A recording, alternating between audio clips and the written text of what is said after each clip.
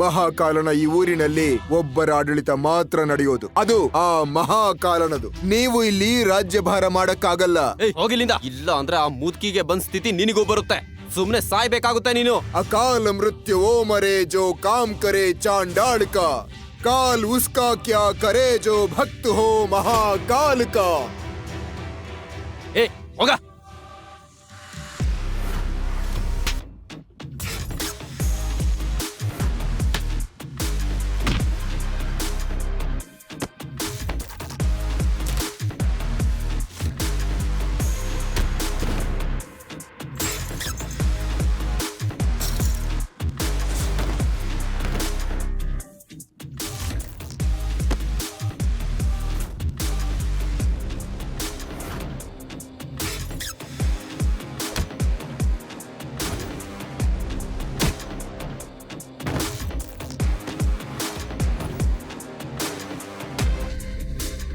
ಮತ್ತೆ ಇನ್ನೊಂದು ಸಲ ಈ ಅಜ್ಜಿಗೆ ಏನಾದ್ರೂ ತೊಂದರೆ ಕೊಟ್ರೆ ಮಹಾಕಾಲನ ಮೇಲಾಣೆ. ಅಣ್ಣ ಅಣ್ಣ, ಇಲ್ಲ ಇಲ್ಲ, ಬಿಟ್ಬಿಡಿ. ನಾನು ಇನ್ನೊಂದ್ಸಲ ಈ ತರ ಕೆಲಸ ಮಾಡಲ್ಲ. ಹೋಗಿಲ್ಲಿಂದ.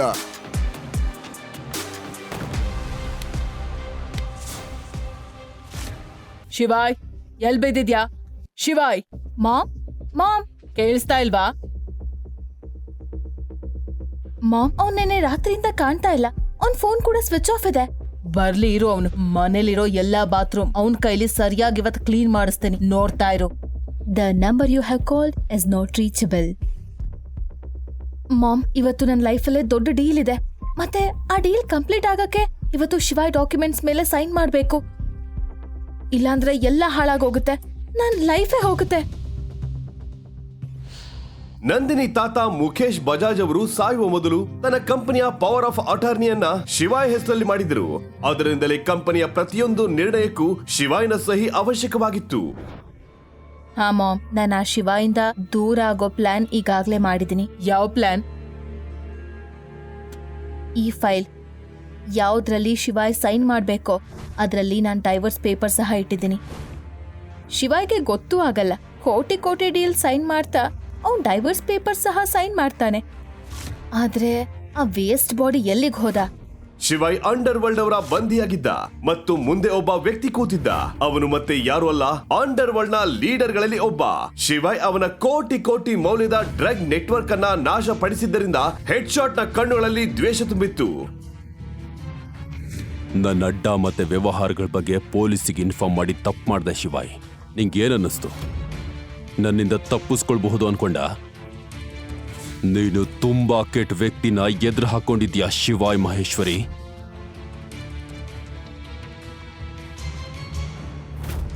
ಇವತ್ ನಿಂಗೆ ಹೇಗ್ ಹೊಡಿತೀನಿ ಅಂದ್ರೆ ನೀನು ಸಾವಾದ್ರೂ ಬರ್ಬೇಕಿತ್ತು ಅನ್ಕೋತೀಯ. ಅದು ನನ್ ಕಾಲಿಗೆ ಬಿದ್ದು. ಕ್ಷಮೆ ನೀನು ಕೇಳ್ತೀಯ, ಅದು ನನ್ನ ಶೂಗೆ ನಿನ್ನ ಮುಖ ಇಟ್ಟು. ಇನ್ನೂ ಸ್ವಲ್ಪ ಹೊತ್ತು ತಾಳು, ಎಲ್ಲ ಗೊತ್ತಾಗುತ್ತೆ ನಿನ್ಗೆ. ಇವನನ್ನ ಉಲ್ಟಾನೆ ಹಾಕಿ.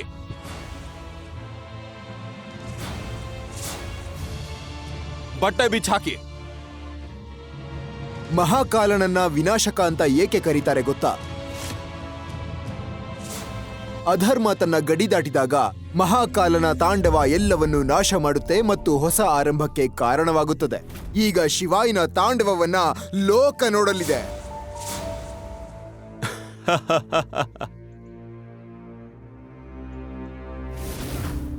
ಅವನ್ ಶರ್ಟ್ ಬಿಚ್ಚ ಹಾಕಿ.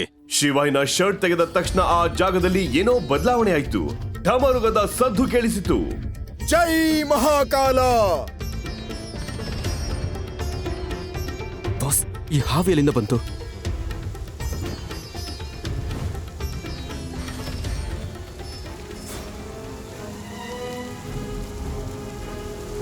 ಆಮೇಲೆ ಢಮರುಗದ ಶಬ್ದ ಹೆಲಿಕಾಪ್ಟರ್ ಶಬ್ದವಾಗಿ ಬದಲಾಯಿತು.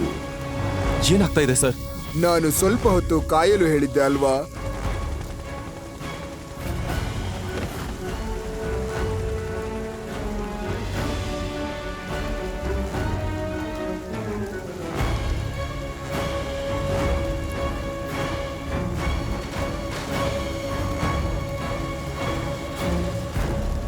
ಬ್ಲಾಕ್ ಕ್ಯಾಟ್ ಕಮಾಂಡರ್ಸ್ ಗಳ ನಾಯಕ ಕ್ಯಾಪ್ಟನ್ ಸರ್ತ್ರಾಜ್ ಶಿವಾಯ್ನನ್ನು ಆ ಸ್ಥಿತಿಯಲ್ಲಿ ನೋಡಿದಾಗ ಅವನ ಕಣ್ಣಿನಲ್ಲಿ ಕೋಪ ತುಂಬಿಕೊಂಡಿತ್ತು. ಏನು ಏನ್ ಮಾಡಿದ್ಯೋ ಇಡಿಯಟ್? ಏಯ್, ಇವನು ಯಾರು ಅಂತ ಗೊತ್ತಿಲ್ವಾ? ಆದ್ರೆ ಹೆಡ್ ಶಾಟ್ ನ ಅಹಂಕಾರ ಜಾಸ್ತಿ ಹೊತ್ತು ಉಳಿಯಲಿಲ್ಲ ಮತ್ತು ಸರ್ತಾಜ್ ಹೆಡ್ ಶಾಟ್ ಗೆ ಹೇಳಿದ ವಿಷಯ ಕೇಳಿ ಅವನಿಗೆ ದೊಡ್ಡ ಆಘಾತ ಆಯ್ತು.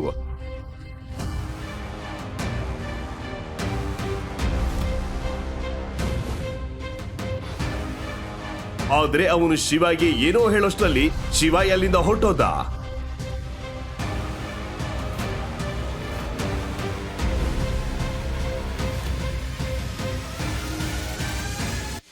ಏ ಸೋಮಾರಿ, ಮನೆ ಕೆಲಸ ಮಾಡ್ಬೇಕಾಗತ್ತೆ ಅಂತ ನಿನ್ನೆ ರಾತ್ರಿಯಿಂದ ಮನೇಲಿ ಇರ್ಲಿಲ್ಲ ಅಲ್ವಾ?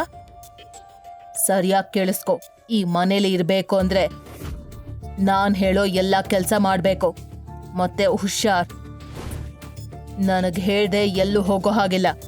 ಹೋದ್ರೆ ನಿನ್ ಕಾಲ್ ಮುರಿತೀನಿ, ಗೊತ್ತಾಯ್ತಾ? ಓ ಮಾಮ್, ಕಾಮ್ ಡೌನ್ ಮಾಮ್. ನೀವಿದಿರಲ್ಲ, ಯಾರಾದ್ರೂ ಮನೆಗ್ ಬಂದಿಲ್ಲ ಅಂದ್ರೆ ಶುರು ಮಾಡ್ಬಿಡ್ತೀರಾ. ಬಂದಿರೋರ್ಗೆ ನೀರ್ ಬೇಕಂತಾದ್ರೂ ಕೇಳ್ಬೇಕು ತಾನೆ. ಶಿವ ಬೇಬಿ, ಎಲ್ಲಿದ್ದೆ ನೀನು? ನಿನಗ್ ಗೊತ್ತಾ ರಾತ್ರಿಯಿಂದ ನಾನಿನ್ನ ಎಷ್ಟು ಮಿಸ್ ಮಾಡ್ಕೊಂಡೆ ಅಂತ? ಎಲ್ಲಿದ್ದೆ ನೀನು? ಏನಾಯ್ತು ನಂದಿನಿ? ಏನಾದ್ರೂ ಕೆಲ್ಸ ಇತ್ತಾ? ಶಿವಾಯ್, ನಾನು ನಿನ್ ಹೆಂಡ್ತಿ. ಕೆಲ್ಸ ಇದ್ರೆ ಮಾತ್ರ ನಿನ್ನ ನೆನ್ಪಿಸ್ಕೊಳ್ತೀನಾ? ಸುಮ್ನೆ ಆದ್ರೂ ಮಿಸ್ ಮಾಡ್ಕೋಬಹುದಲ್ವಾ? ನಂದಿನಿಯ ಈ ಹೊಸ ವರ್ತನೆ ಬಗ್ಗೆ ಶಿವಾಗೆ ಅನುಮಾನ ಬಂತು. ಮದುವೆಯಾಗಿ 3 ವರ್ಷ ಆಗಿದ್ರು ನಂದಿನಿ ಅವನನ್ನ ಅವಳ ರೂಮ್ಗೂ ಸಹ ಬಿಟ್ಟಿರ್ಲಿಲ್ಲ. ಅದೇ ನಂದಿನಿ ಇವತ್ತು ಶಿವಾಯ್ನ ಭುಜದ ಮೇಲೆ ತಲೆ ಇಟ್ಟು ಎಲ್ಲಿದೆ ಅಂತ ಕೇಳ್ತಾ ಇದ್ಲು. ಶಿವಾಯ್, ನೆನ್ಪಿದ್ಯಾ? ನಾಳೆ ನಮ್ಮ ಆನಿವರ್ಸರಿ. ಖಂಡಿತ ನೆನ್ಪಿದ್ದೆ ನಂದಿನಿ. ವರ್ಷ ಇಡೀ ಕಾಯೋ ದಿನ ಇದು, ಅದನ್ನ ಹೇಗ್ ಮರೀಲಿ? ನಾನು ನಾಳೆ ನಿಂಗೆ ಒಂದು ಸರ್ಪ್ರೈಸ್ ರೆಡಿ ಮಾಡಿದ್ದೀನಿ. You so sweet Shivay. ಸರಿ, ನಮ್ಮ ಆನಿವರ್ಸರಿಗೆ ನಾನು ಒಂದು ಗಿಫ್ಟ್ ಕೇಳಿದ್ರೆ ಕೊಡ್ತೀಯಾ? ಗಿಫ್ಟ್ ಏನು ನಂದಿನಿ? ನಿನಗಾಗಿ ನಾನು ನನ್ನ ಜೀವ ಬೇಕಾದ್ರೂ ಕೊಡ್ತೀನಿ. ಅಯ್ಯೋ ಮಜ್ನು ಮಗನೆ, ಪ್ರಾಣ ಎಲ್ಲ ಕೊಡೋ ಅವಶ್ಯಕತೆ ಇಲ್ಲ. ನನ್ನ ಮಗಳಿಗೆ ಏನ್ ಗಿಫ್ಟ್ ಬೇಕೋ ಅದು ಕೊಡು ಸಾಕು. ಅಮ್ಮ, ನಾವ್ ಮಾತಾಡುವಾಗ ನೀನ್ ಯಾಕೆ ಮಧ್ಯೆ ಮಾತಾಡ್ತಾ ಇದೀಯಾ? 1 ನಿಮಿಷ ಬೇಬಿ. ಹಾಗಂತ ಹೇಳಿ ನಂದಿನಿ ಪೇಪರ್ಸ್ ನ ಶಿವಾಯ್ ಮುಂದೆ ಇಡ್ತಾಳೆ ಮತ್ತು ಅದರ ಮೇಲೆ ಸೈನ್ ಮಾಡಲು ಹೇಳುತ್ತಾಳೆ. You have to sign this. ಇದು ಏನ್ ಪೇಪರ್ಸ್ ನಂದಿನಿ? ಬೇಬಿ, ನಾಳೆ ನಮ್ಮ ಆನಿವರ್ಸರಿ ಅಲ್ವಾ, ಅದಕ್ಕೆ ಅಂತ ನಾನು ಒಂದು ಸರ್ಪ್ರೈಸ್ ರೆಡಿ ಮಾಡಿದ್ದೀನಿ. ಅದ್ರದ್ದೇ ಏನೋ ಫಾರ್ಮಾಲಿಟಿ ಪೇಪರ್ಸ್ ಅಷ್ಟೇ. ಆದ್ರೆ ನಂದಿನಿ, ಈ ತರ ಪೇಪರ್ಸ್ ಮೇಲೆ ಯಾವ ಹೋಟೆಲ್ ಅವರು ಸೈನ್ ಮಾಡಿಸ್ತಾರೆ? ನಿನಗೆ ನನ್ನ ಮೇಲೆ ನಂಬಿಕೆ ಇಲ್ಲ ಅಲ್ವಾ? ಹೋಗ್ಲಿ ಬಿಡು, ನೀನ್ ಇದನ್ನ ಆರಾಮಾಗಿ ಓದು. ಇಲ್ಲ ನಂದಿನಿ, ನಾನ್ ಹಾಗೆ ಹೇಳಲಿಲ್ಲ. ನಿನ್ನ ಮೇಲೆ ನಂಗೆ ತುಂಬಾ ನಂಬಿಕೆ ಇದೆ. ನೀನು ಪೇಪರ್ಸ್ ಓದಿದ್ಯಾ? ನಾನು ಸುಮ್ಮನೆ ಹಾಗೆ ಕೇಳ್ತಾ ಇದ್ದೆ. ಸರಿ, ಸೈನ್ ಮಾಡು. ಓಕೆ.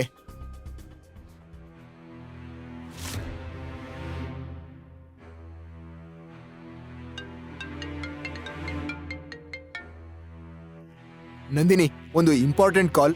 ನಾನು 2 ನಿಮಿಷ ಬಂದೆ. ಶಿವಾಯ್, ಹಲೋ, ನಾನಿನ್ನು 10 ನಿಮಿಷದಲ್ಲಿ ಬರ್ತೀನಿ. ಓಕೆ? ನಂದಿನಿ, ನಾನು ತುಂಬಾ ಇಂಪಾರ್ಟೆಂಟ್ ಮೀಟಿಂಗ್ ಹೋಗ್ಬೇಕು. ಬೇಗ ವಾಪಸ್ ಬರ್ತೀನಿ, ಮತ್ತೆ ಸೈನ್ ಮಾಡ್ತೀನಿ. ಮೊದ್ಲು ಸೈನ್ ಮಾಡು. ನೋಡ್ದ್ಯಾ ಹೇಗ್ ಹೋಗ್ತಾ ಇದ್ದಾನೆ? ಸೈನ್ ಮಾಡ್ದೆ. ದೊಡ್ಡದಾಗಿ ಸ್ವೀಟ್ ಆಗಿ ಮಾತಾಡ್ತಾ ಇದ್ದೆ. ಅಮ್ಮ ಪ್ಲೀಸ್ ಸಾಕು, ಸುಮ್ನೆ ಇರಿ. ಈಗಾಗ್ಲೇ ನನ್ನ ಕಂಪ್ನಿ ಮುಳುಗ್ತಾ ಇದೆ, ಮತ್ತೆ ಈ ಬಿಕಾರಿ ಪೇಪರ್ಸ್ಗೆ ಸೈನ್ ಮಾಡ್ತಾ ಇಲ್ಲ. ಮರುದಿನ ಶಿವಾಯ್ ಮತ್ತು ನಂದಿನಿಯ 3ನೇ ವಿವಾಹ ವಾರ್ಷಿಕೋತ್ಸವ ಇತ್ತು. ಅದೇ ಖುಷಿಯಲ್ಲಿ ಶಿವಾಯ್ ಬೆಳಗ್ಗೆ ಬೇಗ ಎದ್ದು ಮಹಾಕಾಲನ ದರ್ಶನ ಮಾಡೋಕೆ ದೇವಸ್ಥಾನಕ್ಕೆ ಹೋಗಿದ್ದ. ಮುದ್ಕಿ, ನಿನಗ್ ಹೇಳಿ ನನಗ್ ಸಾಕಾಯ್ತು. ಇಲ್ಲಿ ಕೇವಲ ನನ್ನ ಮಾತೆ ನಡೆಯೋದು. ಮತ್ ಇಲ್ಲಿ ಅಂಗಡಿ ಇಟ್ಟಿರೋ ಎಲ್ಲಾರನ್ನು ನನಗೆ ದುಡ್ಡು ಕೊಡ್ಬೇಕು.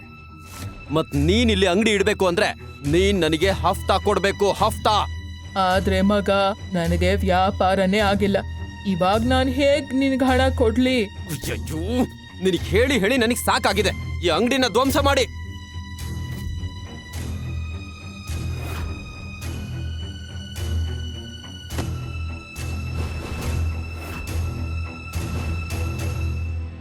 ಮಹಾಕಾಲನ ಈ ಊರಿನಲ್ಲಿ ಒಬ್ಬರ ಆಡಳಿತ ಮಾತ್ರ ನಡೆಯೋದು. ಅದು ಆ ಮಹಾಕಾಲನದು. ನೀವು ಇಲ್ಲಿ ರಾಜ್ಯಭಾರ ಮಾಡಕ್ಕಾಗಲ್ಲ. ಹೋಗಿಲ್ಲಿಂದ. ಇಲ್ಲ ಅಂದ್ರೆ ಆ ಮುದ್ಕಿಗೆ ಬಂದ್ ಸ್ಥಿತಿ ನಿನಗೂ ಬರುತ್ತೆ. ಸುಮ್ನೆ ಸಾಯ್ಬೇಕಾಗುತ್ತೆ ನೀನು. ಅಕಾಲ ಮೃತ್ಯು ಓ ಮರೆ ಜೋ ಕಾಮ್ ಕರೆ ಚಾಂಡಾಳ್ಕ. काल उसका क्या करे जो भक्त हो महाकाल का। ಏ ಹೋಗ.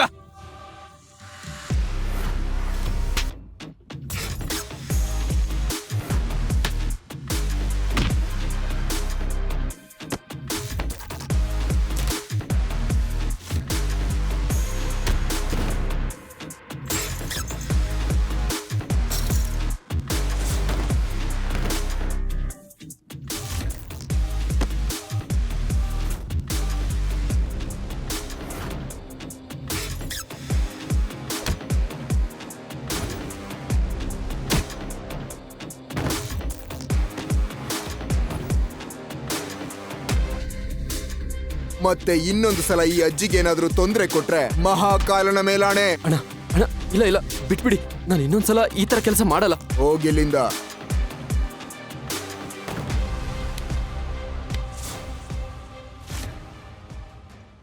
ಶಿವಾಯ್ ಮಗನೇ, ಒಳ್ಳೇದಾಯ್ತು ನೀನು ಇವತ್ತು ಬಂದೆ. ಯೋಚನೆ ಯಾಕೆ ಮಾಡ್ತೀರಾ ಅಮ್ಮ? ಮಹಾದೇವ ಇದ್ದಾನೆ ಅಲ್ವಾ ನಮ್ಮನ್ ಕಾಯೋಕೆ. ಅಮ್ಮ, ಈ ರೆಡ್ ರೋಸಸ್ ಇಂದ ಒಂದು ಬೊಕ್ಕೆ ಮಾಡಿ ಕೊಡಿ ನನಗೆ. ಇವತ್ತೇನಾದ್ರೂ ವಿಶೇಷನಾ? ಆ ಅಮ್ಮ, ಇವತ್ತು ನನ್ನ ಮತ್ತು ನಂದಿನಿಯ 3ನೇ ವೆಡ್ಡಿಂಗ್ ಆನಿವರ್ಸರಿ. ಆದ್ರೆ ನಂದಿನಿಗೆ ಇದ್ರ ಬಗ್ಗೆ ನೆನಪಿದ್ಯಾ? ನನಗ್ ಗೊತ್ತಿರ್ಲಿ ಅವಳಿಗೆ ಗೊತ್ತಿರ್ಲಿ, ಎರಡೂ ಒಂದೇ ಅಲ್ವಾ ಅಮ್ಮ? ಆನಿವರ್ಸರಿ ನಮ್ಮಿಬ್ರದು ಅಲ್ವಾ? ಪ್ರೀತಿ ಒಂದೇ ದಿಕ್ಕಿನಿಂದ ಬಂದ್ರೆ ಜಾಸ್ತಿ ಸಮಯ ನಡೆಯಲ್ಲ ಅಲ್ವಾ? ಅಮ್ಮ, ಈ ತರದ ಪ್ರೀತಿನೇ ಬೇರೆ. ಒನ್ ಸೈಡೆಡ್ ಪ್ರೀತಿಲಿ ಅವರ ಜೀವನದಲ್ಲಿ ನೀವು ಚಿಕ್ಕ ಪಾತ್ರ ವಹಿಸಿದ್ರು ಅವರು ಮಾತ್ರ ನಮ್ ಇಡೀ ಜಗತ್ತಾಗಿರ್ತಾರೆ. ಮಹಾದೇವನ ಆಶೀರ್ವಾದ ಇದ್ರೆ ನೀನು ನಂದಿನಿನ ಎಷ್ಟು ಪ್ರೀತಿ ಮಾಡ್ತೀಯೋ, ನಂದಿನಿ ಸಹ ನಿನ್ನ ಅಷ್ಟೇ ಪ್ರೀತಿ ಮಾಡ್ತಾಳೆ. ಸರಿ, ನಾನ್ ನಿಮ್ಗೆ ಸುಂದರವಾದ ರೆಡ್ ರೋಸಸ್ ಬೊಕ್ಕೆ ಮಾಡ್ಕೊಡ್ತೀನಿ. ಸ್ವಲ್ಪ ಸಮಯದಲ್ಲಿ ಬೊಕ್ಕೆ ರೆಡಿ ಆಯ್ತು. ಅದನ್ನ ನೋಡಿದ ತಕ್ಷಣ ಶಿವಾಯಿ ಮುಖದ ಮೇಲೆ ಸ್ಮೈಲ್ ಬಂತು. ಅರೆ ವಾಹ್, ಇವಾಗ ಅವಳು ನನ್ನನ್ನು ಪ್ರೀತಿಸ್ಲೇಬೇಕು. ನಿಮ್ಮಿ ಸುಂದರ ಬೊಕ್ಕೆ ನೋಡಿ ಅವಳು ಫಿದಾಗೋಗ್ತಾಳೆ. ಇದನ್ ತಗೊಳ್ಳಿ ಅಮ್ಮ. ಬೇಡ ಬೇಡ ಮಗನೆ, ಇವತ್ತು ನೀನು ನನಗ್ ಮಾಡಿರೋ ಸಹಾಯ ನೋಡಿ ಸಹ. ಅಮ್ಮ, ಇವತ್ತು ನೀವು ನನ್ನ ಹತ್ರ ಹಣ ತಗೊಂಡಿಲ್ಲ ಅಂದ್ರೆ ನಾನು ನಿಮ್ಮ ಹತ್ರ ಇನ್ಯಾವತ್ತೂ ಹೂ ತಗೊಳ್ಳಲ್ಲ. ಶಿವನ ಪ್ರೀತಿಯ ಮಾತನ್ನ ಕೇಳಿ ಅಮ್ಮನ ಬಳಿ ಯಾವುದೇ ಪ್ರತಿ ಉತ್ತರ ಇರಲಿಲ್ಲ. ಅವರು ನಗು ನಗುತ್ತಾ ಹಣವನ್ನ ತೆಗೆದುಕೊಂಡರು. ಶಿವಾಯ್ ಬೊಕ್ಕೆಯನ್ನ ತೆಗೆದುಕೊಂಡು ಅವನ ಹೆಂಡತಿಗೆ ಅವಳಿಗೆ ಆನಿವರ್ಸರಿ ವಿಶ್ ಮಾಡಲು ಹೊರಟ. ಹಲೋ, ನನ್ ಲೋನ್ ಸ್ಯಾಂಕ್ಷನ್ ಆಯ್ತಾ? ಏನು, ಲೋನ್ ಸ್ಯಾಂಕ್ಷನ್ ಆಗಿಲ್ವಾ? ನಿಮಗ್ ಗೊತ್ತಾ ಮಾತಾಡ್ತಾ ಇರೋದು ಯಾರು ಅಂತ? ಮುಖೇಶ್ ಅವ್ರ ಮೊಮ್ಮಗಳು. ನನಗೆ ಅರ್ಜೆಂಟ್ ಆಗಿ ಫಂಡ್ಸ್ ಅವಶ್ಯಕತೆ ಇದೆ. ಮತ್ತೆ ನೀವು? ಹಲೋ, ನಂದಿನಿ ಕಂಪನಿ ಈಗ ತುಂಬಾ ಲಾಸ್ ನಲ್ಲಿತ್ತು. ತನ್ನ ಕಂಪನಿಯನ್ನ ಉಳಿಸಿಕೊಳ್ಳಲು ನಂದಿನಿ ರಿಯೂನಿಯನ್ ಪಾರ್ಟಿಯಲ್ಲಿ ತನ್ನ ಸ್ನೇಹಿತ ದೇವನನ್ನ ಹಣ ಕೇಳಲು ಯೋಚನೆ ಮಾಡಿದ್ದಳು.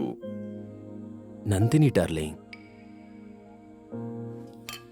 ನಿನಗ್ ಬೇಕು ಅಂದ್ರೆ ಸ್ವಲ್ಪ ನಿಮಿಷಗಳಲ್ಲಿ ನೀನು ಕೋಟಿ ಕೋಟಿ ಸಂಪಾದನೆ ಮಾಡಬಹುದು. ಮತ್ತೆ ನೀನ್ ಮುಳುಗ್ತಿರೋ ಕಂಪ್ನಿನ ಉಳಿಸ್ಕೋಬಹುದು. ಅಂದ್ರೆ ಐ ಮೀನ್ ನನಗೆ ಅರ್ಥ ಆಗ್ಲಿಲ್ಲ.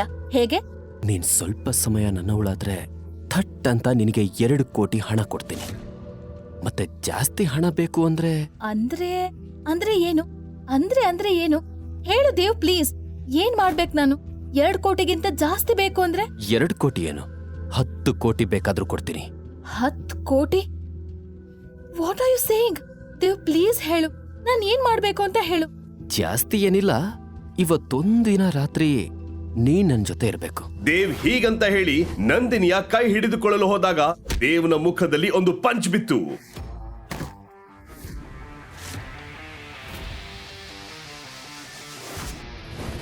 ನಿನಗೆಷ್ಟು ಧೈರ್ಯ ಈ ರೀತಿ ಕೆಟ್ಟದಾಗ ಮಾತಾಡೋಕೆ?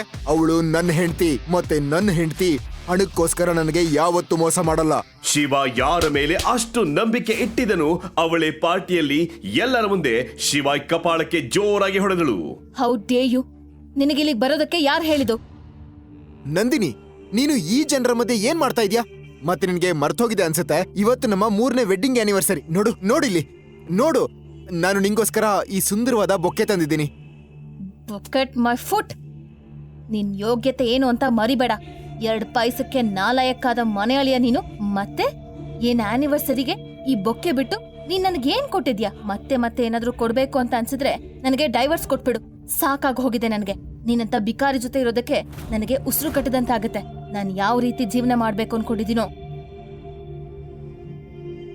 ಅದನ್ನ ದೇವ್ ಕೊಡಬಲ್ಲ. ದೇವ್ ಸರ್, ಅಷ್ಟರಲ್ಲಿ ಪಾರ್ಟಿಗೆ ಪೊಲೀಸ್ ಬಂದರು. ಶಿವಾಯ್ ಪಾರ್ಟಿಗೆ ಬಂದ ತಕ್ಷಣ ದೇವ್ ಪೊಲೀಸರಿಗೆ ಫೋನ್ ಮಾಡಿದ್ದ. ಹೇಳಿ ಸರ್, ನಿಮ್ಗೆ ಯಾರು ತೊಂದರೆ ಕೊಡ್ತಿದ್ದಾರೆ? ಇನ್ಸ್ಪೆಕ್ಟರ್ ಕೇಳುತ್ತಿದ್ದಂತೆ ದೇವ್ ಶಿವಾಯ್ ಕಡೆ ಬೆರಳು ತೋರಿಸಿದ. ಏನೋ ಜಾಸ್ತಿ ಪಾರ್ಟಿ ಮಾಡ್ಬೇಕನ್ನೋ ಶೋಕಿನ? ಅದು ನಿನ್ನ ಯೋಗ್ಯತೆ ಮೀರಿ ದೊಡ್ಡ ಶ್ರೀಮಂತರ ಪಾರ್ಟಿಯಲ್ಲಿ ಬಂದು ತಮಾಷೆ ಮಾಡ್ತಿದ್ಯಾ? ಕರ್ಕೊಂಡು ಹೋಗಿ ಇವನನ್ನ ಪೊಲೀಸ್ ಸ್ಟೇಷನ್ ನಲ್ಲಿ ಪಾರ್ಟಿ ಮಾಡ್ತೀನಿ. ಕರ್ಕೊಂಡೋಗಿ. ನಡಿ, ಬೇಗ ನಡಿ. ಇನ್ಸ್ಪೆಕ್ಟರ್, ಈ ಮಾತನ್ನ ನೆನ್ಪಿಟ್ಕೊಳ್ಳಿ. ಇವನಿಗೆ ಹೇಗ್ ಬುದ್ಧಿ ಕಲಿಸ್ಬೇಕು ಅಂದ್ರೆ ನಾಳೆ ಇವನು ನನ್ನ ಕಾಲ್ ಬಳಿ ಬಿದ್ದು ನನ್ನ ಬಿಟ್ಟು ಬಿಡು ಅಂತ ಕೇಳ್ಕೋಬೇಕು. ಆ ರೀತಿ. ಈ ವಿಷಯ ನನ್ನ ಮೇಲೆ ಬಿಟ್ಬಿಡಿ ಸರ್. ನೀವು ಮೇಡಮ್ ಜೊತೆ ಪಾರ್ಟಿ ಎಂಜಾಯ್ ಮಾಡಿ. ಹಾ, ನನ್ನ ನೋಡ್ಕೊಳ್ಳಿ ಸಾಕು.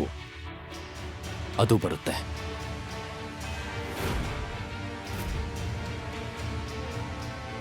ಶಿವಾಯ್ ನನ್ನ ಪೊಲೀಸ್ ಸ್ಟೇಷನ್ಗೆ ಕರ್ಕೊಂಡು ಹೋಗಿ ಒಂದು ಕುರ್ಚಿ ಮೇಲೆ ಕೂರಿಸಿದ್ರು. ಅಲ್ಲಿ ಕುಳಿತುಕೊಳ್ಳುತ್ತಿದ್ದಂತೆ ಶಿವಾಯ್ ತನ್ನ ಜೇಬ್ನಿಂದ ಸಿಗರೆಟ್ ಪ್ಯಾಕ್ ತೆಗೆದು ಸಿಗರೆಟ್ ಅನ್ನ ಲೈಟ್ ಮಾಡಲು ಹೋದಾಗ ಅದೇ ಸಮಯಕ್ಕೆ ಯಾರೋ ಆ ಲೈಟರ್ ನ ನೆಲದ ಮೇಲೆ ಬಿಸಾಕಿದ್ರು. ಇದು ಏನ್ ನಿನ್ನ ಅಪ್ಪನ ಮನೆನಾ? ಆರಾಮಾಗಿ ಕೂತ್ಕೊಂಡು ಸಿಗರೆಟ್ ಸೇದ್ಬೋದು ಅನ್ಕೊಂಡಿದ್ಯಾ? ಕಾನ್ಸ್ಟೇಬಲ್, ಇವನ ಬಟ್ಟೆ ಬಿಚ್ಚಾಕಿ ಉಲ್ಟಾ ನೇತಾಕಿ. ಇವನ ಕೊಬ್ಬು ಕರಗುತ್ತೆ ಅವಾಗ. ಇನ್ಸ್ಪೆಕ್ಟರ್ ಹಾಗೆ ಹೇಳುತ್ತಿದ್ದಂತೆ ಪೊಲೀಸ್ ಸ್ಟೇಷನ್ ಮೇಲೆ ಹೆಲಿಕಾಪ್ಟರ್ಗಳು ಓಡಾಡುವ ಸದ್ದು ಬಂತು ಮತ್ತು ಅದರಿಂದ ಬ್ಲಾಕ್ ಕ್ಯಾಟ್ ಕಮಾಂಡ್ಗಳು ಪೊಲೀಸ್ ಸ್ಟೇಷನ್ ಒಳಗೆ ಬಂದರು. ನೀವ್ ಯಾರು ಮತ್ತೆ ಇಲ್ಲೇನ್ ಮಾಡ್ತಾ ಇದ್ದೀರಾ? ಇನ್ಸ್ಪೆಕ್ಟರ್, ನಿಮಗ್ ಗೊತ್ತಾ ನೀವು ಯಾರನ್ನ ಅರೆಸ್ಟ್ ಮಾಡಿದೀರಾ ಅಂತ? ಇಷ್ಟು ಹೇಳಿ ಕಮಾಂಡೋ ಶಿವನ ಬಳಿ ಹೋಗಿ ಕೆಳಗೆ ಬಿದ್ದಿದ್ದ ಲೈಟರ್ ನ ಎತ್ಕೊಂಡು ಅವನ ಸಿಗರೆಟ್ ಅನ್ನ ಲೈಟ್ ಮಾಡಿದ್ದ.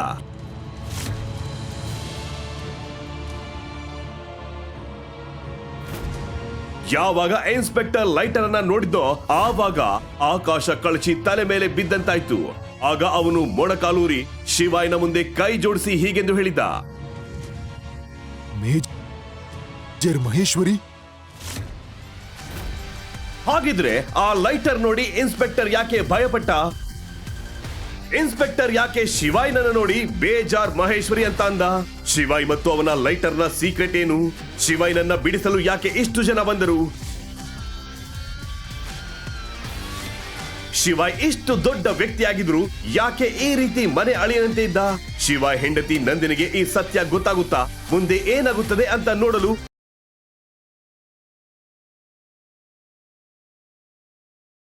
ಮದ್ವೆ ಆದ್ಮೇಲೆ ಡೈವೋರ್ಸ್ ತಗೋಬೇಕಾ? ಇದೆಂತ ಷರತ್ತು? ಮತ್ ಮದ್ವೆ ಯಾಕೆ ಮಾಡಿಸ್ಬೇಕು ಅಂತಿದ್ದೀರಾ?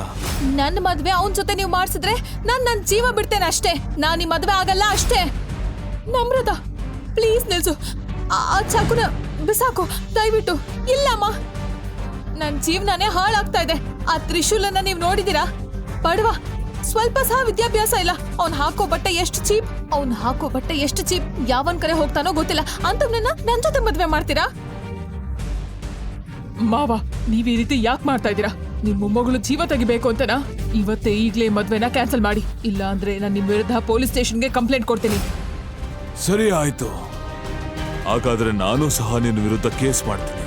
ಏನ್ ಕೇಸ್ ಗೊತ್ತಾ? ನಮ್ರತಾಳ ಮಾವನ ಸಾವಿನ ಮೊದಲು ಆದ ಘಟನೆ ನಿನಗೆ ನೆನ್ಪಿದೆ ಅಲ್ವಾ? ಆ ಸತ್ಯ ಹೊರಬರಬಾರ್ದು ಅಂದ್ರೆ ನೀನು ಈ ಮದ್ವೆನ ಒಪ್ಕೊಳ್ಳೇಬೇಕು, ಹಾಗೂ ನಿನ್ನ ಮಗಳನ್ನು ಒಪ್ಪಿಸ್ಬೇಕು. ಆ ಮುದುಕನ್ ಬುದ್ಧಿಗೆ ಏನೋ ಬಂದಿದೆ. 100 ಸಂಬಂಧ ಬಂದ್ರೂ ಎಲ್ಲ ರಿಜೆಕ್ಟ್ ಮಾಡಿದಾನೆ. ತನ್ನ ಮೊಮ್ಮಗಳಿಗೆ ಮದ್ವೆ ಮಾಡಬಾರ್ದು ಅಂತ ನಿರ್ಧಾರ ಮಾಡಿದಾನೆ ಅನ್ಸುತ್ತೆ. ಅಯ್ಯೋ, 100 500 ಸಂಬಂಧ ಬಂದ್ರು ಸಹ ಅವನದನ್ನ ಒಪ್ಪಲ್ಲ. ಅವನ್ ಸಾಮಾನ್ಯ ಮನುಷ್ಯ ಅಲ್ಲ. ಈ ದೇಶದ ಶ್ರೀಮಂತರಲ್ಲೇ ಒಬ್ಬ ಅವನು. ಶರ್ಮಾ ಇಂಡಸ್ಟ್ರೀಸ್ ನ ಮಾಲೀಕ ಅವನು, ನಾರಾಯಣ್ ಶರ್ಮಾ. ಅವನು ಅವಳು ಮದ್ವೆ ಮಾಡ್ಸಿದ ದಿನ ಇಡೀ ಜಗತ್ತೇ ಆ ಮದ್ವೆನ ನೋಡುತ್ತೆ. ಇಡೀ ಜಗತ್ತೇ ಆ ಮದ್ವೆನ ನೋಡುತ್ತೆ. ಮೇಡಮ್, ಈ ಬಾರಿ ನಾನ್ ತಂದಿರೋ ಸಂಬಂಧಗಳು ನಿಮ್ಗೆ ಖಂಡಿತವಾಗ್ಲೂ ಇಷ್ಟವಾಗುತ್ತೆ. ನೋಡ್ತಾ ಇರಿ. ನಾರಾಯಣ ಶರ್ಮಾ ಅವರಿಗೆ ತಮ್ಮ ಮೊಮ್ಮಗಳು ಅಂದ್ರೆ ಪಂಚಪ್ರಾಣ. ಅವಳನ್ನ ಯಾರಿಗೆ ಕೊಟ್ಟು ಮದುವೆ ಮಾಡ್ತಾರೆ ಅಂತ ನೋಡಲು ಎಲ್ರೂ ಕಾಯ್ತಿದ್ರು. ಮಾವ, ಇದನ್ನ ನೋಡಿ.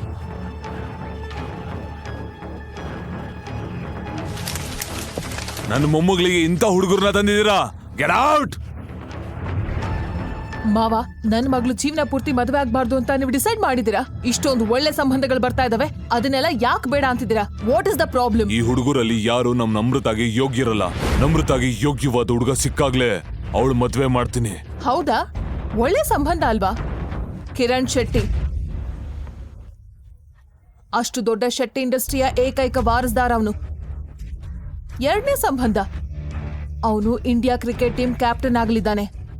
ಮೂರನೇ ಸಂಬಂಧ, ಪ್ರಧಾನಮಂತ್ರಿಯವರ ಸಂಬಂಧಿಕರು. ಹಾಯ್ ತಾತ. ಹಲೋ ಮಗಳೇ. ಡ್ಯಾನ್, ಆದ್ರೆ ಏನು, ನಮ್ರತ ನಾರಾಯಣ್ ಶರ್ಮನ ಏಕೈಕ ಮೊಮ್ಮಗಳು. ನಾನು ಯಾವ ರೀತಿ ಹುಡುಗನ ಹುಡುಕ್ತೀನಿ ಅಂದ್ರೆ ಇಡೀ ಜಗತ್ತೇ ಆಶ್ಚರ್ಯದಿಂದ ನೋಡ್ಬೇಕು. ಗೊತ್ತಿಲ್ಲ ನನ್ನ ಮಗಳಿಗಾಗಿ ನೀವು ಯಾವ ರಾಜ್ಯದ ರಾಜ್ಕುಮಾರನನ್ನ ಹುಡುಕ್ತಾ ಇದ್ದೀರಾ ಅಂತ. ನಿನಗ್ ಸ್ವಲ್ಪ ಸಹ ಬುದ್ಧಿ ಇಲ್ವಾ? ದಯವಿಟ್ಟು ಕ್ಷಮಿಸಿ. 1000 ರೂಪಾಯಿ ಶೂಸ್ ಹಾಳು ಮಾಡ್ತಿಲ್ಲೋ? ವೈಟ್ ಶೂಸ್ಗೆ ಯಾರಾದ್ರೂ ಬ್ಲಾಕ್ ಪಾಲಿಶ್ ಹಾಕ್ತಾರಾ? ಸಾರಿ ಅಣ್ಣ, ಗೊತ್ತಿಲ್ಲದೆ ಏನೋ ಆಗೋಯ್ತು, ಕ್ಷಮಿಸಿ. ಮಾಡೋ ತಪ್ಪು ಮಾಡಿ ಸಾರಿ ಕೇಳ್ತೀಯಾ ಬಡವ ರಾಸ್ಕಲ್? ಬಿಡಿ ಸರ್, ಹೋಗ್ಲಿ. ಚಿಕ್ಕ ಹುಡುಗ ಏನೋ ಗೊತ್ತಾಗದೆ ಮಾಡಿದ್ದಾನೆ. ನೀನ್ ನನಗೆ ಹೇಳ್ಕೊಡ್ತೀಯಾ ಯಾರ ಜೊತೆ ಹೆಂಗ್ ಮಾತಾಡ್ಬೇಕು ಅಂತ? ನಿನ್ ಮಿತಿಯಲ್ಲಿ ನೀನ್ ಇರೋದನ್ನ ಕಲಿ. ನೀನ್ ಇದೇ ಶೂ ಅಂಗಡಿಲಿ ಕೆಲಸ ಮಾಡ್ತೀಯ ತಾನೆ? ಅವನ್ ಮೇಲೆ ನಿನ್ಗೆ ಅಷ್ಟು ಕರುಣೆ ಇದ್ರೆ ತಗೋ, ಈ ಶೂಸ್ ನೀನೇ ಈಗ ಕ್ಲೀನ್ ಮಾಡ್ಕೊಡು. ಓ, ಕ್ಲೀನ್ ಮಾಡು. ಮತ್ತೆ ನೀನೇ ನನ್ ಮುಖ ನೋಡ್ತೀಯ? ಒಳಗಡೆ ಹೋಗೋ.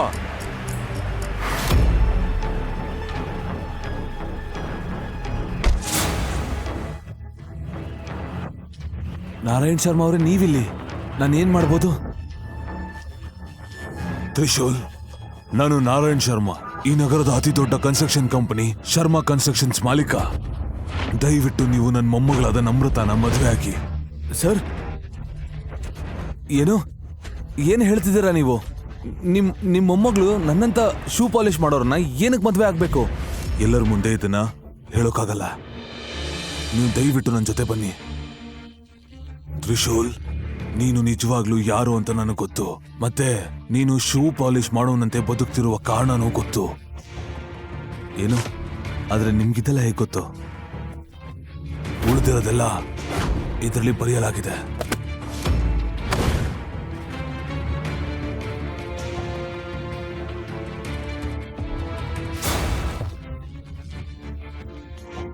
ಮದ್ವೆ ಆದ್ಮೇಲೆ ಡಿವೋರ್ಸ್ ತಗೋಬೇಕು, ಇದೆಂತ ಷರತ್ತು?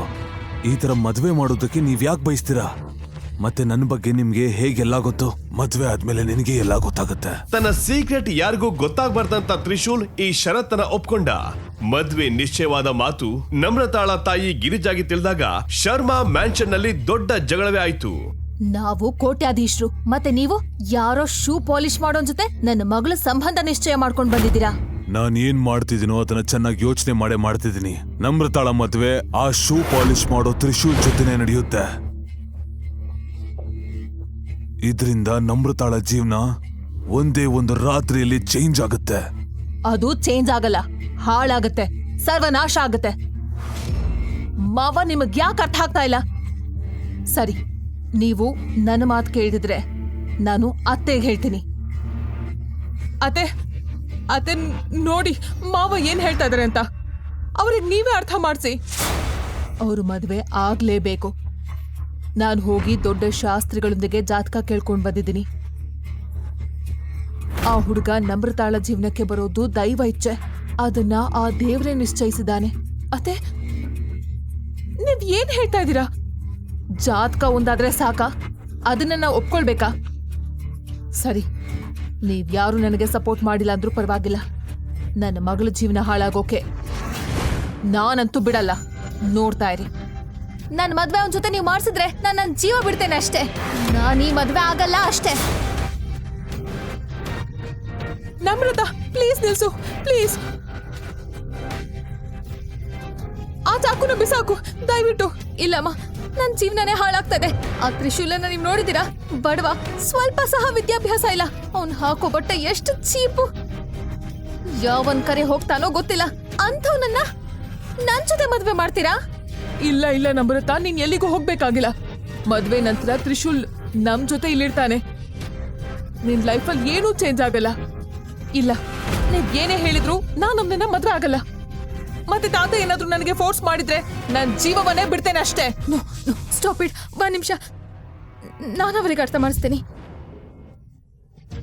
ಮಾವ, ನೀವ್ ಈ ರೀತಿ ಯಾಕೆ ಮಾಡ್ತಾ ಇದ್ದೀರಾ? ನಿಮ್ಮ ಮೊಮ್ಮಗಳು ಜೀವ ತೆಗಿಬೇಕು ಅಂತನಾ?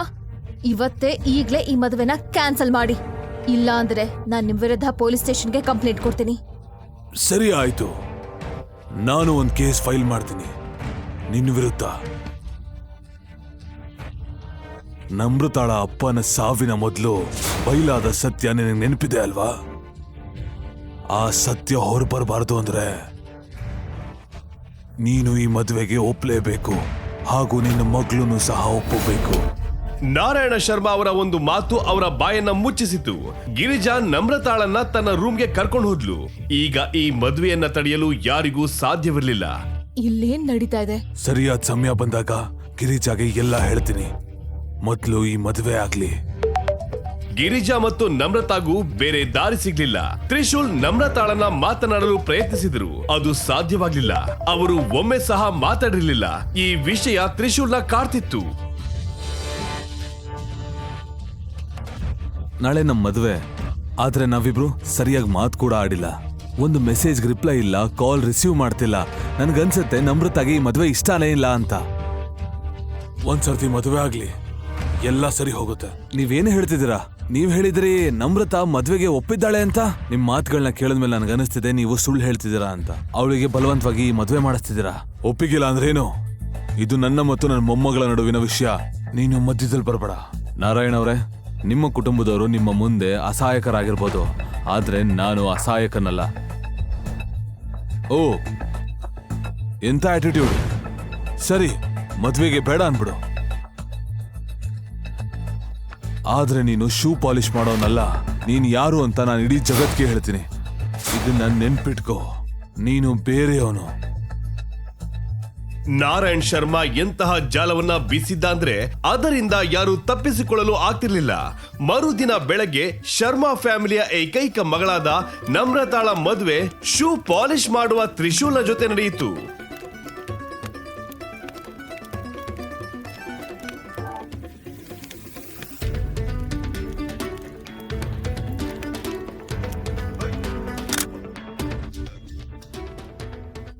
ದಯವಿಟ್ಟು ಈಗಲಾದ್ರೂ ಹೇಳಿ, ನಮ್ಮಿಬ್ರನ್ನ ಮದ್ವೆ ಯಾಕೆ ಮಾಡ್ಸಿದ್ರಿ ಅಂತ. ನನ್ ಜೀವನನ ಹಾಳು ಮಾಡಿ ನೀವೇನ್ ಸಾಧನೆ ಮಾಡಿದಿರಿ ಹೇಳಿ? ಮಗಳೇ, ನಾನಿನ್ನ ಮದ್ವೆ ಮಾಡಿದ್ ಯಾಕಂದ್ರೆ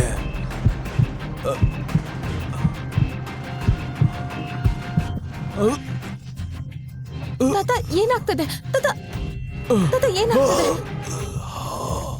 ತಾತ ಏನಾಗ್ತಾ ಇದೆ? ತ್ರಿಶೂಲ್ ಏನಾದ್ರೂ ಮಾಡು. ತ್ರಿಶೂಲ್ ಏನಾದ್ರೂ ಮಾಡು. ಏನಾಗ್ತಾ ಇದೆ? ಎದ್ದೇಳಿ ತಾತ, ದಯವಿಟ್ಟು ಎದ್ದೇಳಿ. ನಮ್ರತಾ, ನಿನ್ ತಾತ ಏನಿಲ್ಲ.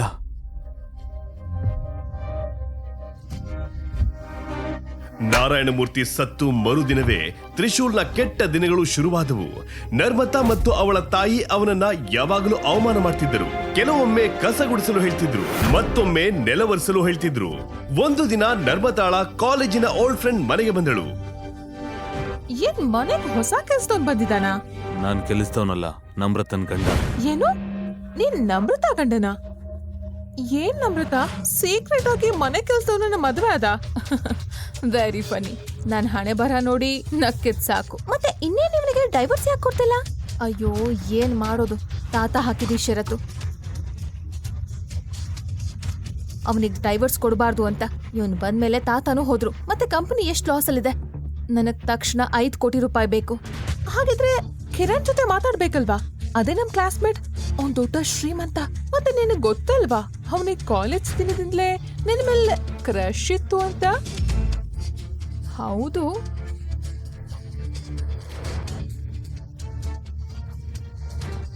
ಕಿರಣ್ನಿಂದ ಸಹನ ಮರಥಾಗೆ ಚಿಕ್ಕ ಚಿಕ್ಕ ವಿಷಯಗಳಲ್ಲಿ ಸಹಾಯ ಮಾಡ್ತಿದ್ದ. ಸಹಾಯ ಮಾಡುವ ನೆಪದಲ್ಲಿ ಅಡ್ವಾಂಟೇಜ್ ಸಹ ತೆಗೆದುಕೊಳ್ಳುತ್ತಿದ್ದ. ಕೆರಿಯರ್ ನಲ್ಲಿ ಬೆಳೆಯಬೇಕೆಂದು ನರ್ಮತಾ ಸಹ ಅವನ ಜೊತೆ ಮಾಡುತ್ತಿದ್ದಳು. ಆದ್ರೆ ಕಿರಣ್ ಇಂಟೆನ್ಷನ್ ಸರಿ ಇಲ್ಲ ಅಂತ ಅವಳಿಗೆ ತಿಳಿದಿತ್ತು. ಕಿರಣ್ಣೊಂದಿಗೆ ಮೀಟಿಂಗ್ ಫಿಕ್ಸ್ ಆಗಿತ್ತು. ತ್ರಿಶೂಲ್ ಅವಳನ್ನ ಕಾರ್ನಲ್ಲಿ ಕರೆದುಕೊಂಡು ಹೋದ. ಹೇ, ಹೇಗಿದ್ಯಾ?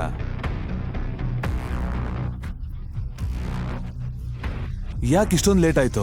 ಎಲ್ಲ ಆರಾಮಾಗಿದೆ ತಾನೆ? ಎಲ್ಲ ಓಕೆನಾ? ಯಾ, ಎಲ್ಲ ಸರಿಯಾಗಿದೆ. I am so sorry, traffic ನಲ್ಲಿ ಸಿಕ್ಕಾಕೊಂಡಿದ್ದೆ. ಪರವಾಗಿಲ್ಲ ಬಿಡು, ಒಳಗ್ ಬಾ. ಅಷ್ಟಕ್ಕೂ ಇವನ್ ಯಾರು? ನೀನ್ ಡ್ರೈವರಾ? ನಾನು ಅಮೃತನ್ ಗಂಡ ತ್ರಿಶೂಲ್. ಓಹೋ, ಗಂಡ, husband. Hi, I'm sorry Trishul, actually ನನಗೆ ಗೊತ್ತಿರಲಿಲ್ಲ. ಹಾಗಾದ್ರೆ ನೀನು ಏನ್ ಕೆಲಸ ಮಾಡ್ತೀಯಾ? ಏನ್ ಬಿಸ್ನೆಸ್ ಇದೆ ನಿಂದು? ನಿಜವಾಗಿ ನನಗೆ ಕೆಲಸ ಇಲ್ಲ. ನಾನು ಅಷ್ಟೊಂದು ಜಾಸ್ತಿ ಓದಿಲ್ಲ. ಈ ಬಡವನಿಗೆ ನಮ್ರತಾ ಅಂತ ಹುಡುಗಿ ಸಿಕ್ಕಿದಾಳೆ. ಇರ್ಲಿ ಬಿಡು, ನನಗೆ ಒಳ್ಳೇದಾಯ್ತು. ಅವಳನ್ನ ಬಲೆಗೆ ಬೀಳಿಸ್ಕೊಡುವುದು ಈಗ ಈಸಿ. ಸ್ವಲ್ಪ ದುಡ್ಡು ಖರ್ಚು ಮಾಡ್ಬೇಕಷ್ಟೇ. ಓ ಹೌದಾ, ನನ್ನ ಅಮೃತನಿಗೋಸ್ಕರ ಇಷ್ಟು ಮಾಡಲ್ವಾ? ಮತ್ತೆ ನಮ್ಮ ಕಂಪ್ನಿಲಿ ಒಂದು ಕೆಲಸ ಖಾಲಿ ಇದೆ, ಹೇಳಿ ಮಾಡ್ತೀರಾ ಕೆಲಸನ? ವರಿ ಮಾಡ್ಕೋಬೇಡಿ, ನೀವು ನಮ್ರತನ್ ಗಂಡ. ನಾನು ನಿಮ್ಗೆ ಚೆನ್ನಾಗಿರೋ ಕೆಲಸನೇ ಕೊಡ್ತೀನಿ. Oh shit, I am so sorry Namrata. ನನಗೆ ಒಂದು ತುಂಬಾ ಅರ್ಜೆಂಟ್ ಮೀಟಿಂಗ್ ಇದೆ, ನಾನು ಹೋಗ್ಬೇಕು. ಆಯ್ತಾ, ನಾಳೆ ಸಿಗ್ತೀನಿ. ಸರಿ.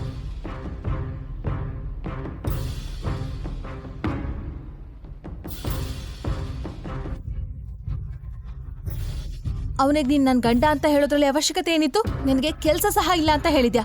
ಅದೆಲ್ಲ ಹೋಗ್ಲಿ, ಅವ್ನ್ ಕೆಲಸ ಆಫರ್ ಮಾಡಿದಾಗ ಯಾಕೆ ಸುಮ್ಮನೆ ಇದ್ದೆ? ಎಷ್ಟು ದಿನ ಅಂತ ಕೂರ್ಸ್ಕೊಂಡು ಊಟ ಹಾಕ್ಲಿ ನಾನು? ನಮ್ರತಾ, ಕಿರಣ್ ಒಳ್ಳೆಯವನು ಅಂತ ನನಗನ್ನಿಸ್ತಿಲ್ಲ. ಅವ್ನು ನಿನ್ನ ಕಂಪ್ನಿ ಕಾಪಾಡೋದಕ್ಕೋಸ್ಕರ ದುಡ್ಡು ಕೊಡ್ತಿಲ್ಲ. ಅವ್ನು ಏನಕ್ಕೆ ದುಡ್ಡು ಕೊಡ್ತಿದ್ದಾನೆ ಅಂದ್ರೆ ಅವನಿಗೆ ನಿನ್ ಮೇಲೆ ಕೆಟ್ಟ ದೃಷ್ಟಿ ಇದೆ. Shut up. ಒಂದ್ ಕಂಪ್ನಿನ ನಡೆಸೋದು ಎಷ್ಟು ಕಷ್ಟ ಅಂತ ನಿನಗೆ ಗೊತ್ತಾ? ಗೊತ್ತಿಲ್ಲ ತಾನೆ? ಗೊತ್ತಿಲ್ಲ ನನಗೆ ತಾತ ಯಾಕೆ ಹೀಗೆ ಮಾಡಿದ್ರು ಅಂತ. ನೀನು ನನ್ನ ತಲೆ ಮೇಲೆ ಹಾಕಿ ಹೋಗಿದ್ದಾರೆ. ಇದೆಲ್ಲ ನನ್ನ ಕರ್ಮ ಅಷ್ಟೇ. ನಮ್ರತಾ ನೋಡು, ಹಾಗೇನಲ್ಲ. ನೋಡು, ನನಗೆ 5 ಕೋಟಿ ರೂಪಾಯಿ ಬೇಕು. ಅದ್ ಸಿದ್ದಿದ್ರೆ ನಾನು ಸಹ ನಿಂತರ ಪಾತ್ರೆ ತೊಳ್ಕೊಂಡಿರ್ಬೇಕು. ಅದೆಲ್ಲ ನನ್ನ ಕೈಲಾಗಲ್ಲ. ಕಿರಣ್ ನಿನಗೆ ಕೆಲಸ ಕೊಡ್ತಾನೆ, ಅದನ್ನ ತಗೋ ಅಷ್ಟೇ. ತಾತ ಈ ಷರತ್ತನ್ನ ಹಾಕ್ತಿದ್ರೆ ನಾನು ನಿನಗೆ ಈಗಾಗ್ಲೇ ಡೈವರ್ಸ್ ಕೊಡ್ತಾ ಇದ್ದೆ. ಸರಿ ನಮ್ರತಾ, ನೀನ್ ಹೇಳ್ದಾಗೆ ಮಾಡ್ತೀನಿ. ಈ ಕೆಲಸ ನನಗೆ ಒಪ್ಪಿಗೆ ಇದೆ. ಗುಡ್. ಇದನ್ನ ಕೇಳಿ ನಮ್ರತಾ ಖುಷಿ ಪಟ್ಟಳು. ಮತ್ತೆ ಕಿರಣ್ಗೆ ತಕ್ಷಣ ಫೋನ್ ಮಾಡಿ ತ್ರಿಶೂಲ್ನ ನಿರ್ಧಾರ ತಿಳಿಸಿದಳು. ಓಕೆ, ನಾಳೆ ಅವನನ್ನ ಆಫೀಸಿಗೆ ಕರ್ಕೊಂಡ್ ಬಾ, ಇಂಟರ್ವ್ಯೂಗೆ. ಬಾಯ್. ಏನ್ ಸರ್, ನಮ್ರತಾ ಗಂಡನ್ಗೆ ನಮ್ ಕಂಪ್ನಿಲಿ ಕೆಲಸ ಕೊಡ್ತಿದ್ದೀರಾ? ನಮ್ ಕಂಪ್ನಿ ರೆಪ್ಯುಟೇಷನ್ ಏನಾಗುತ್ತೆ ಸರ್? ಏನನ್ಸುತ್ತೆ ನಿನಗೆ? ರೋಡ್ನಲ್ಲಿರೋರ್ನ ಕರ್ಕೊಂಡ್ ಬಂದು ನನ್ನ ಆಫೀಸ್ನಲ್ಲಿ ಕೂರಿಸ್ತೀನಿ ಅನ್ಕೊಂಡಿದ್ಯಾ? ಇದೇನ್ ದೊಡ್ಡ ಧರ್ಮಶಾಲಾನ? ಅಷ್ಟಕ್ಕೂ ನಮ್ ಕಂಪ್ನಿಲಿ ಟಾಯ್ಲೆಟ್ ಕ್ಲೀನ್ ಮಾಡೋನ್ ಕೆಲಸ ಖಾಲಿ ಇತ್ತಲ್ಲ. ಅರ್ಥ ಆಯ್ತು ಸರ್. ಮರುದಿನ ಬೆಳಗ್ಗೆ ನರ್ಮತಾ ತ್ರಿಶೂಲ್ನನ್ನ ಕರ್ಕೊಂಡು ಆಫೀಸ್ಗೆ ಬಂದಳು. ದಾರಿಯಲ್ಲಿ ಇಂಟರ್ವ್ಯೂ ಪ್ರಶ್ನೆಗಳಿಗೆ ಹೇಗೆ ಉತ್ತರ ಕೊಡ್ಬೇಕಂತ ಹೇಳಿಕೊಡ್ತಾ ಬಂದಳು. Okay okay sir. Hi Namrata, ಹೇಗಿದ್ಯಾ? ನಾನ್ ಚೆನ್ನಾಗಿದ್ದೀನಿ. ಒಳಗ್ ಬಾ, ಕೂತ್ಕೋ. ಹೇ ವೇಟ್, ಮೆನಕ ಕೇಳು. Yes sir. ತ್ರಿಶೂಲ್ನ ಹೊರಗಡೆ ಕರ್ಕೊಂಡೋಗಿ ಫಾರ್ಮ್ ಫಿಲ್ ಮಾಡಿಸು. ಹಾ ಸರ್. ಅಂಡ್ ಲಿಸನ್, ಹೊರಗಡೆ ಹೋಗಿ ಎಲ್ಲರಿಗೂ ಹೇಳ್ಬಿಡು ನನಗೆ ಡಿಸ್ಟರ್ಬ್ ಮಾಡಬಾರ್ದು ಅಂತ. ನಾನು ನಮ್ರತಾ ಜೊತೆ ಪರ್ಸನಲ್ ಆಗಿ ಏನೋ ಮಾತಾಡಬೇಕು. Got it? ಇದೆಲ್ಲ ನೋಡಿ ತ್ರಿಶೂಲ್ಗೆ ಕೋಪ ಬಂದರು. ನರ್ಮತಾಗಾಗಿ ಅವನು ಮೌನವಾಗಿಯೇ ಇದ್ದನು.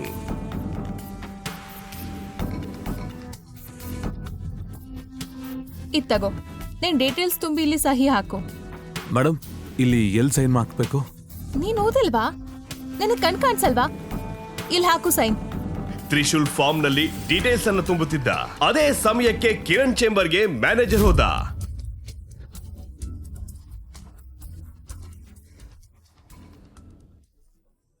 ಸರ್, ಸಂಜೀವ್ ಸರ್ ಬಂದಿದ್ದಾರೆ. ಕಿರಣ್ ಅಣ್ಣ ಚಿಕ್ಕಪ್ಪ ಸಂಜೀವ್ ಒಬ್ಬ ಎಕ್ಸ್ ಆರ್ಮಿ ಮ್ಯಾನ್ ಮತ್ತು ಮಂಗಳೂರಿನ ಅತಿ ದೊಡ್ಡ ಬಿಸಿನೆಸ್ ಮ್ಯಾನ್ ಗಳಲ್ಲಿ ಒಬ್ಬ. ಕಿರಣ್ ಇವರ ದುಡ್ಡಿನಲ್ಲಿ ಶೋಕಿ ಮಾಡ್ತಿದ್ದ.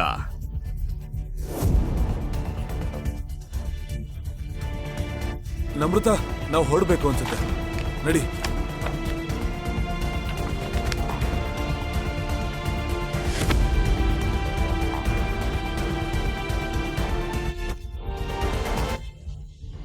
ಇಡಿಯಟ್, ಕಣ್ ಕಾಣಿಸ್ತಿಲ್ವಾ? ಸರ್ ಐ ಆಮ್ ಸಾರಿ, ನಾನಿಲ್ಲಿ ಜಸ್ಟ್ ನಾನು ಹೋಗ್ತೀನಿ ಸರ್.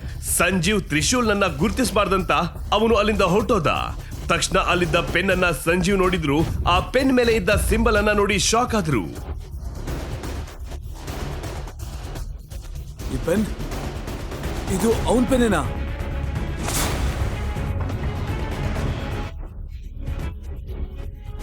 ಮಿಸ್ಟರ್ ತ್ರಿಶೂಲ್ ಮಹಾದೇವ್ 3 ವರ್ಷಗಳಿಂದ ಎಲ್ಲಿದ್ರು? ನಮ್ ಕಂಪ್ನಿನ ಖರೀದಿಸೋಕ್ ಬಂದಿದ್ರಾ? ಏನು ಕಂಪ್ನಿ ಖರೀದಿ ಮಾಡ್ತಾನ? ಅವನ್ ಕೈಯಲ್ಲಿ ಒಂದು ಸಮೋಸ ಕೂಡ ತಗೊಳಕ್ಕಾಗಲ್ಲ. ನಿಜ ಹೇಳ್ಬೇಕು ಅಂದ್ರೆ ಅವ್ನ್ ನನ್ನ ಫ್ರೆಂಡ್ ನಮ್ರತನ್ ಗಂಡ. ಅವನ್ಗೆ ಕೆಲ್ಸ ಕೂಡ ಇಲ್ಲ. ನಾನು ಅನ್ಕೊಂಡೆ ಅವ್ನಿಗೆ ಏನಾದ್ರು ಕೆಲ್ಸ ಕೊಡೋಣ ಅಂತ. ಅಷ್ಟರಲ್ಲೇ ನೀವು ಬೈದು ಬಿಟ್ರೆ ಅವನು ಹೊರಟೋದ. ನೀನು ಹುಚ್ಚಿಡ್ದಿದ್ಯಾ ಕಿರಣ್? ಈ ಪೆನ್ ನೋಡು, ಈ ಪೆನ್ನಲ್ಲಿರೋ ಸಿಂಬಲ್ ನೋಡು. ಈ ಸಿಂಬಲ್ ಕೆಲವ್ರ ಹತ್ರ ಮಾತ್ರ ಇರೋದು. ಸಂಜೀವ್ ಮಧ್ಯದಲ್ಲಿ ಮಾತನ್ನ ನಿಲ್ಲಿಸಿದರು. ಇದನ್ನು ನೋಡಿ ಕಿರಣ್ಗೆ ಶಾಕ್ ಆಯ್ತು. ಅವರ ಚಿಕ್ಕಪ್ಪನ ಮುಖದಲ್ಲಿ ಇಷ್ಟು ಭಯ ಯಾವತ್ತೂ ಅವನು ನೋಡಿರ್ಲಿಲ್ಲ. ಸರ್, ನೀವ್ ಯಾರ ಬಗ್ಗೆ ಮಾತಾಡ್ತಾ ಇದ್ದೀರಾ? ತ್ರಿಶೂಲನ್ನ ನೀವ್ ಯಾರಂತ ಅನ್ಕೊಂಡಿದ್ದೀರಾ? ಮೇಡಮ್, ನಿಮ್ಗೆ ನಿಜವಾಗ್ಲೂ ನಿಮ್ ಗಂಡ ಯಾರು ಅಂತ ಗೊತ್ತಿಲ್ವಾ? ನನಗೆ ಗೊತ್ತಾಗ್ತಿಲ್ಲ ಈ ವಿಚಾರ ನಿಮ್ಗೆ ಹೇಳ್ಬೇಕೋ ಬೇಡವೋ ಅಂತ. ಇದರರ್ಥ ತ್ರಿಶೂಲ್ ಸರು ಉಜ್ಜಯಿನಲ್ಲಿದ್ದಾರೆ. ಏನೋ ದೊಡ್ಡದಾಗ ಆಗ್ತಿದೆ. ನನ್ನ ಟೀಮ್ನ ಅಲರ್ಟ್ ಮಾಡಬೇಕು. ಮೇಡಮ್, ತಗೊಳ್ಳಿ ತ್ರಿಶೂಲ್ ಸರ್ ಪೆನ್.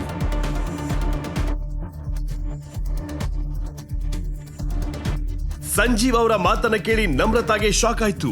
ಇದರ ಅರ್ಥ ಏನು? ಈ ತ್ರಿಶೂಲ್ ಯಾರು? ಸಂಜೀವ್ ಅವರು ಎಕ್ಸ್ ಆರ್ಮಿ ಮ್ಯಾನ್. ಇವನನ್ನು ನೋಡಿ ಭಯ ಯಾಕೆ ಪಡ್ತಿದ್ದಾರೆ ಅಂತ ಅನಿಸ್ತು. ಆತಂಕದಿಂದ ನಮ್ರತಾ ಮನೆಗೆ ಕೋಪದಿಂದ ಬಂದಳು. ತ್ರಿಶೂಲ್, ಯಾರ್ ನೀನು? ನಾನು ನಿನ್ ಗಂಡ ತ್ರಿಶೂಲ್ ಮಹಾವಂಶಿ. ಸುಮ್ನೆ ಏನೇನೋ ಹೇಳೋದನ್ನ ನಿಲ್ಸು. ಈ ಪೆನ್ನು ಮತ್ತೆ ಅದ್ರ ಮೇಲಿರೋ ಮಾರ್ಕ್ ಏನು?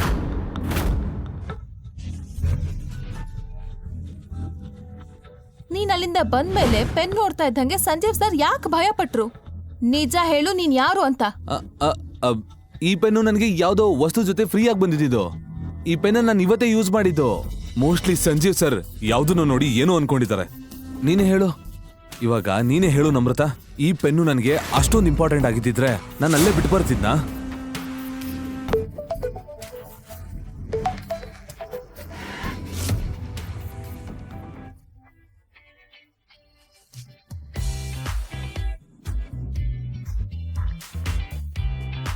Namrata, you are looking so pretty. ಆದ್ರೆ ಇಷ್ಟ ಅರ್ಜೆಂಟ್ ಆಗಿ ಜ್ಯುವೆಲರಿ ಸಹ ಹಾಕೋದನ್ನ ಮರ್ತ್ ಹೋದ? ಸಾರಿ, ನಿನ್ ಗಂಡನಿಗೆ ಒಂದು ಚಪ್ಪಲಿ ಸಹ ಕೊಡ್ಸೋದಕ್ಕಾಗಲ್ಲ, ಇನ್ನು ನೆಕ್ಲೆಸ್ ಹೇಗೆ ಕೊಡಿಸ್ತಾನೆ? ಹೋಗ್ಲಿ ಬಿಡು. ನನ್ ನೆಕ್ಲೆಸ್ ನೋಡು. ನಿನ್ನೆ ರಾತ್ರಿ ನನ್ ಗಂಡ ಈ ನೆಕ್ಲೆಸ್ ಕೊಡ್ಸಿದ. ಇದ್ರ ಬೆಲೆ 3 ಕೋಟಿ ರೂಪಾಯಿ. ಹೇಗಿದೆ? ಚೆನ್ನಾಗಿದ್ಯಾ? ಅಷ್ಟರಲ್ಲಿ ನಮ್ರತಾಗೆ ಒಂದು ಫೋನ್ ಕಾಲ್ ಬಂತು. ಮರುದಿನ ಸಂಜೆ ನಮ್ರತಾಗೆ ಕಾಲೇಜ್ ಇತ್ತು. ಕೆಲವು ದಿನಗಳಿಂದ ಅವಳ ಕಂಪನಿ ಭಾರಿ ನಷ್ಟದಲ್ಲಿತ್ತು ಮತ್ತು ಅವಳು ಒಬ್ಬ ಇನ್ವೆಸ್ಟರ್ಗಾಗಿ ಹುಡುಕ್ತಿದ್ಲು. ಅದೇ ಸಮಯಕ್ಕೆ ಅಲ್ಲಿ ಅವಳ ಶ್ರೀಮಂತ ಕ್ಲಾಸ್ಮೇಟ್ ವಂಶಿ ಪಾಟೀಲ್ ಕಾಣಿಸಿದ. ಹಾಯ್ ವಂಶಿ. ಅವನಿಗೆ ಅವಳ ಮೇಲೆ ಕಾಲೇಜ್ ಟೈಮ್ ಅಲ್ಲಿ ಕ್ರಶ್ ಇತ್ತು. ಅವಳಿಗೆ ಅನಿಸ್ತು ಅವನಿಂದ ಯಾಕೆ ಸಹಾಯ ಪಡಿಬಾರ್ದಂತ. ಅದೇ ಸಮಯಕ್ಕೆ ಅವಳ ಗಂಡ ತ್ರಿಶೂಲ್ ಒಂದು ರೋಸ್ ಬೊಕ್ಕೆಯೊಂದಿಗೆ ಅಲ್ಲಿ ಬಂದ. ಪಾರ್ಟಿ ಜನರ ಮಧ್ಯೆ ತ್ರಿಶೂಲ್ ಕಣ್ಣುಗಳು ನಮ್ರತಾಳನ್ನ ಹುಡುಕ್ತಿತ್ತು. ನಮ್ರತಾ ವಂಶಿ ಜೊತೆ ವೈನ್ ಕುಡಿಯುತ್ತಿದ್ದಳು. ತ್ರಿಶೂಲ್ ಅನ್ನ ನೋಡಿ ಅವಳಿಗೆ ಕೋಪ ಬಂದಿತ್ತು. ನೀನ್ ಇಲ್ಲೇನ್ ಮಾಡ್ತಿದ್ಯಾ? ಎಂತ ಚೀಪ್ ಬಟ್ಟೆ ಹಾಕೊಂಡ್ ಬಂದಿದ್ಯಾ ನೋಡು. ಚಪ್ಲಿ ಹಾಕೊಂಡ್ ಬಂದಿದ್ಯಾ? ಹೋಟೆಲ್ ಅವರು ನಿನ್ನ ಒಳಗಡೆ ಹೇಗ್ಬಿಟ್ರು? ನಮ್ರತಾ, ನೀನು ನಿನ್ ಫೋನ್ ಮರ್ತು ಬಂದಿದೆ ಮನೇಲೆ. ಇದನ್ ಕೊಡೋದಕ್ಕೆ ನಾನು ಬಂದಿತ್ತು. ಮತ್ತೆ ಈ ಬೊಕ್ಕೆ ಇದ್ಯಾಕೆ? ಇದನ್ನ ಏನಕ್ಕೆ ತಂದೆ? ನೀನ್ ಮರ್ತಿದ್ಯಾ ಅನ್ಸುತ್ತೆ. ಇವತ್ತು ನಾವು ಮದುವೆ ಆಗಿ 3 ವರ್ಷ ಆಯ್ತು. ಅದಕ್ಕೆ ನಾನು ನನ್ನ ಬಗ್ಗೆ ಏನು ಹೇಳೋದಕ್ಕೆ ಬಂದಿದ್ದೀನಿ.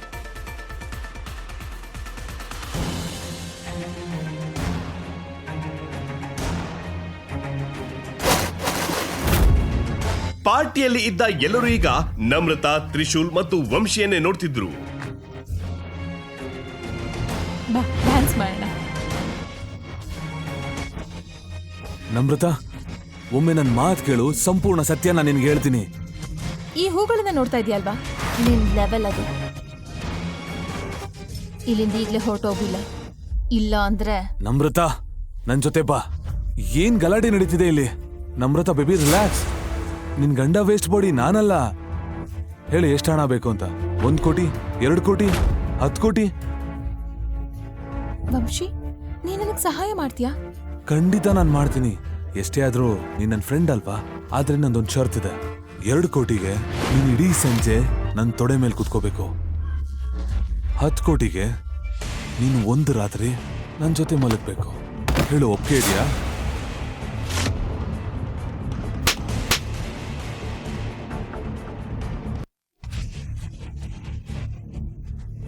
ನಿನ್ಗ್ ಹುಚ್ಚಿಡ್ತಿದ್ಯಾ?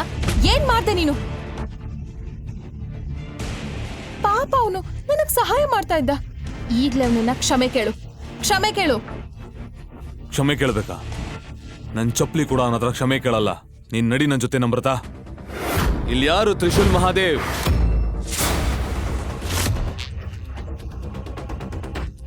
ನಾನೇ ತ್ರಿಶೂಲ್ ಮಹಾದೇವ್. ನಿಮ್ ಜೀವ ಉಳಿಬೇಕು ಅಂದ್ರೆ ಈಗ್ಲೇ ಇಲ್ಲಿಂದ ಹೊರಟೋಗಿ. ಜೊತೆಗೆ ನಿನ್ನ ಇಚ್ಛೆಲಗಳನ್ನು ಕರ್ಕೊಂಡು ಹೋಗು.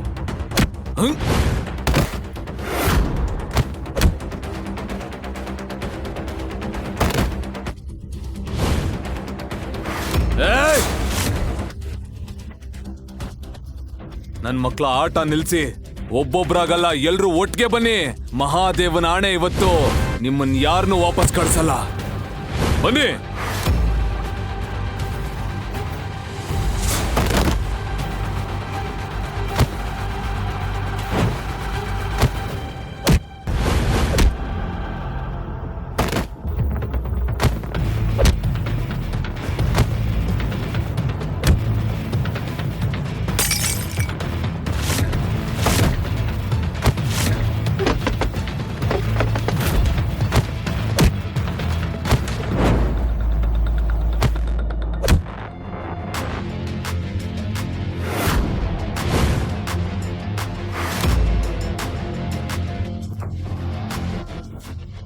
ಗುಣ, ಯಾವ ತರ ತಂಡನ ಕಳಿಸಿದ್ಯಾ ನೀನು?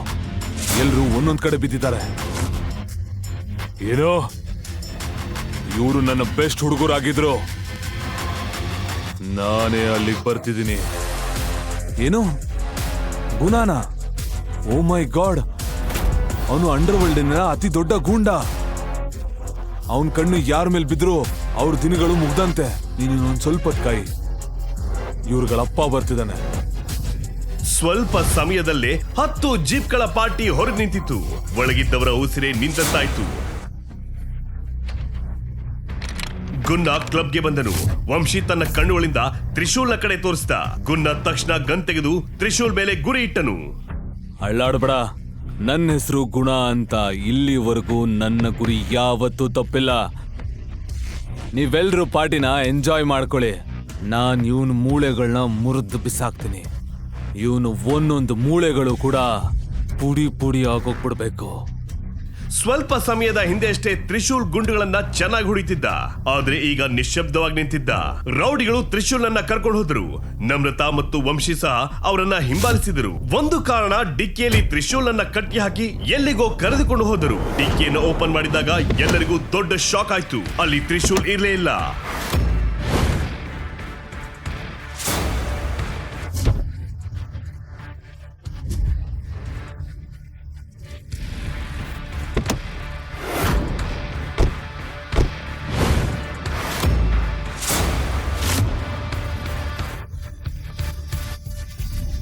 ಇದ್ ಹೇಗ್ ಸಾಧ್ಯ? ಕಾರನ್ನ ನಾವ್ ಎಲ್ಲೂ ನಿಲ್ಸ್ಲಿಲ್ಲ. ಕಟ್ ಹಾಕ್ದವನು ಹೇಗ್ ತಪ್ಪಿಸ್ಕೊಳ್ಳೋದಕ್ ಸಾಧ್ಯ? ಅಷ್ಟರಲ್ಲಿ ಗುನ್ನನ ಕಣ್ಣು ಅಲ್ಲಿಗೆ ಬಿದ್ದಿದ್ದ ಒಂದು ಪೆನ್ ಮೇಲ್ ಬಿತ್ತು. ಅದನ್ನು ನೋಡಿ ಅವನ ಬಾಡಿ ನಡುಗಲು ಆರಂಭವಾಯಿತು. ಈ ಪೆನ್ ಅವ್ರದೇನಾ? ಹೌದು, ಅದು ಅವನ್ ಪೆನ್ನು. ಅದರಿಂದಾನೇ ಅವ್ನ್ ಯಾವಾಗ್ಲೂ ಸೈನ್ ಮಾಡೋದು. ನೀವೇನ್ ಮಾಡಿದಿರ ಅಂತಾನೂ ನಿಮಗ್ ಗೊತ್ತಿಲ್ಲ. ನನ್ನನ್ನ ಸಾಯಿಸ್ಬೇಕು ಅಂತ ಅನ್ಕೊಂಡಿದ್ರಾ? ನನ್ನ ದಂಧೆ ಮತ್ತೆ ನನ್ನ ಕತೆ ಇವತ್ತಿಗೆ ಮುಗೀತು ಅಷ್ಟೇ. ನೀವು ನಿಮ್ ಜೀವ ಉಳಿಸ್ಕೋಬೇಕು ಅಂದ್ರೆ ಇಲ್ಲಿಂದ ಹೊರಟೋಗಿ. ಇಲ್ಲ ಅಂದ್ರೆ ನಿಮ್ಗೂ ಸಹ ದೊಡ್ಡ ಆಪತ್ ಬರ್ತಿದೆ. ಸಂಪೂರ್ಣ ಕಥೆ ಕೇಳಲು ಪಾಕೆಟ್ FM ಅಪ್ಲಿಕೇಶನ್ ಡೌನ್ಲೋಡ್ ಮಾಡಿ. ಲಿಂಕ್ ಡಿಸ್ಕ್ರಿಪ್ಷನ್ ಅಲ್ಲಿದೆ.